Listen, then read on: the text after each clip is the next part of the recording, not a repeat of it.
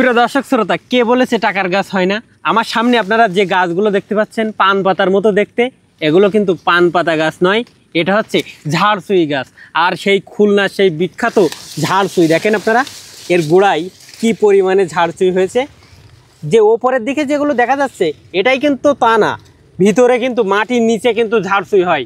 2 থেকে 3 কেজি করেও এক এক গাছে এই ঝাড়সুই নেওয়া সম্ভব।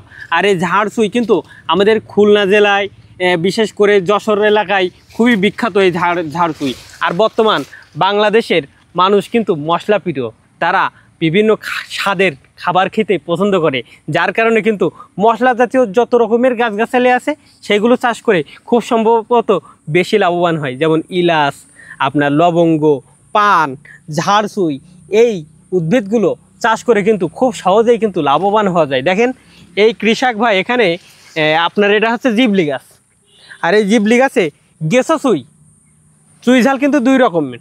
এক হচ্ছে ঝাড়সুই, এই যে আমার নিচে যেগুলো দেখতে পাচ্ছেন এগুলো হচ্ছে ঝাড়সুই। আর এই যেটা গাছে তুলে দিয়েছে, যেটা এই গাছ বরাবর উঠে গেছে আপনারা দেখতে পাচ্ছেন, দেখেন কত সুন্দর।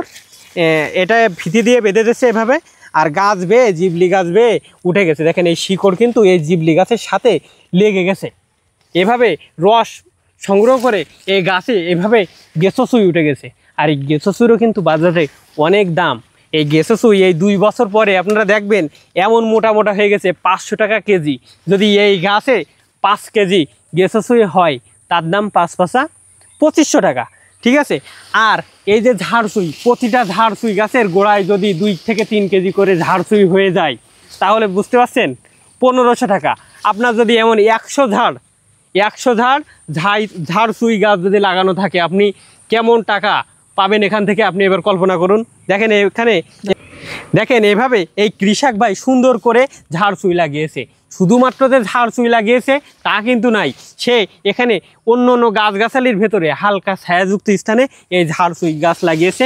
এভাবে 1-150 ঝাড়সুই যদি আপনার থাকে, তাহলে শুয়ে থাকবেন আপনি 2 বছর পর দেখবেন যে আপনার শুধুমাত্র এই ঝাড়সুই থেকে 1 থেকে 1.5 লক্ষ টাকা করে ইনকাম হচ্ছে। তাহলে আপনি এমন চাষ করবেন, বর্তমানে মশলা চাষের দিকে আকর্ষণীয় হয়ে ওঠেন, কারণ এই মশলা জাতীয় চাষে লাভবান বেশি। বাংলাদেশ মশলা প্রিয় দেশ।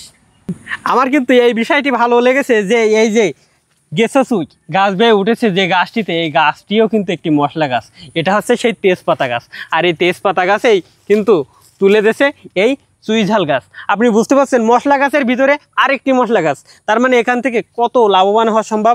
তাছাড়া সবচেয়ে ইন্টারেস্টিং বিষয় সেটা হচ্ছে এই যে গেছাসুইটা যদি আম গাছে লাগানো থাকে, আপনাদের আম গাছে আমি দেখাচ্ছি, এই আম গাছে দেওয়া হয়েছে যে গেছাসুই ঝাল। আর এই আম গাছের গেছাসুই ঝালের কিন্তু দাম বাজারে অনেক বেশি থাকে, বিশেষ করে এখান থেকে রস পাই ভালো, এবং এই চুই ঝালটার স্বাদ নাকি একটু বেশি।